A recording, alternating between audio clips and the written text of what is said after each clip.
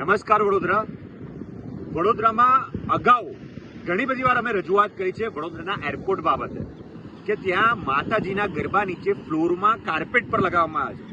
આ અગાઉ પણ અમે વિરોધ કરેલો. વિરોધના માધ્યમથી ત્યાં કાર્પેટ હટાવી દેવામાં આવી હતી.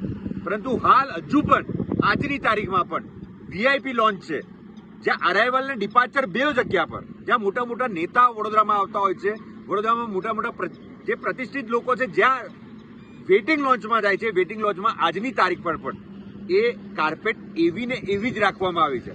અમારી વિનંતી છે, આ સાંસ્કૃતિક ને કલ્ચર નગરી છે, વડોદરા શહેરના ગરબા આખા વિશ્વમાં વિખ્યાત છે.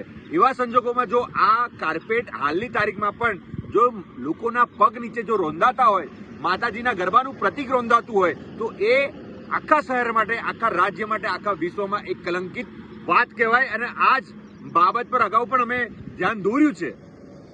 પણ આ એરપોર્ટના જે ઓથોરિટી છે, જે કમિટી છે, જે મેમ્બરો છે, ખબર નહીં કેમ એમને આ ગરબા એક પગ નીચે રોંધાવાનું પ્રતિક જો લાગતું હોય તો અમારી એમને વિનંતી છે બે હાથ જોડીને કે આ કાઢી નાખજો, નહીતર હવે મજા નહીં આવે. કારણ કે વારંવાર રજૂઆત કરવાથી જો તમને બુદ્ધિ ના આવતી હોય, તમારી અક્કલ કામ ના કરતી હોય, તમને ધર્મ અને સંસ્કૃતિ ને કલ્ચરનું જ્ઞાન ના હોય, તો શહેરના જાગૃત લોકો આ તમને ધ્યાન અપાવશે.